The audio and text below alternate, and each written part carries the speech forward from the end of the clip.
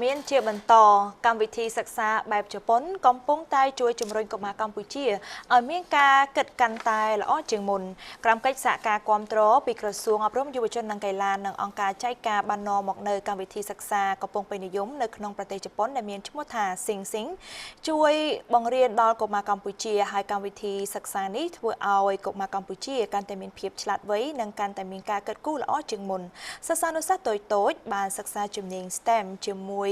នឹងគំរូវិស័យអប់រំតាមបែបប្រទេសជប៉ុនដែលជាគម្រោងរបស់អង្គការចែកការបានធ្វើឲ្យកុមារកម្ពុជាទាំងអស់មានការគិតនៅក្នុងកម្រិតខ្ពស់ហើយកម្មវិធីនេះក៏ជាចំណែកមួយក្នុងការលើកស្ទួយជំនាញ Digital នៅក្នុងប្រទេសកម្ពុជាផងដែរនៅក្នុងពិធីប្រកាសលទ្ធផលនិងកម្មវិធីប្រគល់សញ្ញាបត្រឆ្នាំ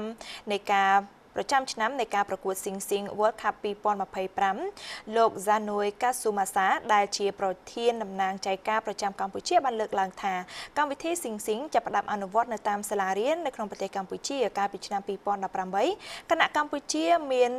គណៈពេលបច្ចុប្បន្ននេះមានសិស្សកម្ពុជាទាំងរៀននៅក្នុងសាលាសាធារណៈរបស់រដ្ឋនិងសាលាឯកជនចំនួនជាង 5000 នាក់កំពុងសិក្សាកម្មវិធីនេះលោកបានដឹងថាក្រៅពីការសិក្សាសិស្សក៏ត្រូវរៀបចំឲ្យមានការប្រកួតប្រជែងពាក់ព័ន្ធទៅនឹងជំនាញការគិតជាមួយនឹងការលើកទឹកចិត្តឲ្យពួកគេបានរៀនពី STEM បន្ថែមទៀតផងដែរក្នុងនោះរដ្ឋលេខាធិការក្រសួងអប់រំយុវជននិងកីឡាគឺឯកឧត្តមអួងបូរ៉ាតក៏បានមានប្រសាសន៍ថាការទទួលបានចំណេះដឹងផ្នែក STEM តាំងពីក្មេងនិងបណ្ដុះបណ្ដាលជំនាញនៅក្នុងសតវត្សទី21គឺជាកត្តាសំខាន់នៅក្នុងសង្គមដែលមានការអភិវឌ្ឍយ៉ាងឆាប់រហ័សនាពេលបច្ចុប្បន្នហើយ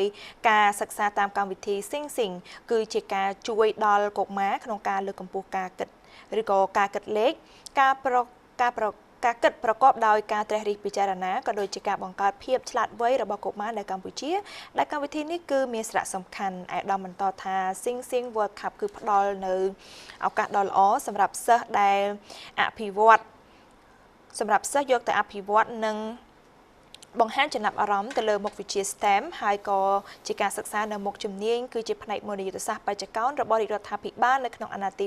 7ដែលក្នុងនោះក៏មានវិស័យ Digital ដូច្នេះក្នុងនាមរាជរដ្ឋាភិបាលក្រសួងអប់រំយុវជននិងកីឡាសូមថ្លែងអំណរអគុណទៅដល់អង្គការចែកការដែលបាននាំមកនៅកម្មវិធីនេះអាចឲ្យកុមារបានសិក្សារៀនសូត្រគួរបញ្ជាក់ថាកម្មវិធី Sing គឺជាចំណែកមួយរបស់អង្គការចែកការនៃប្រទេសជប៉ុនក្នុងការចូលរួមលើកកម្ពស់វិស័យអប់រំនៅកម្ពុជាដែលជាញឹកញាប់រដ្ឋាភិបាលនៃប្រទេសជប៉ុនបានផ្ដល់នូវសម្ភារៈសិក្សានៅតាមសាលារៀនក្នុងប្រទេសកម្ពុជាហើយក៏មានការកសាងនៅអគារជាច្រើនខ្នងផងដែរ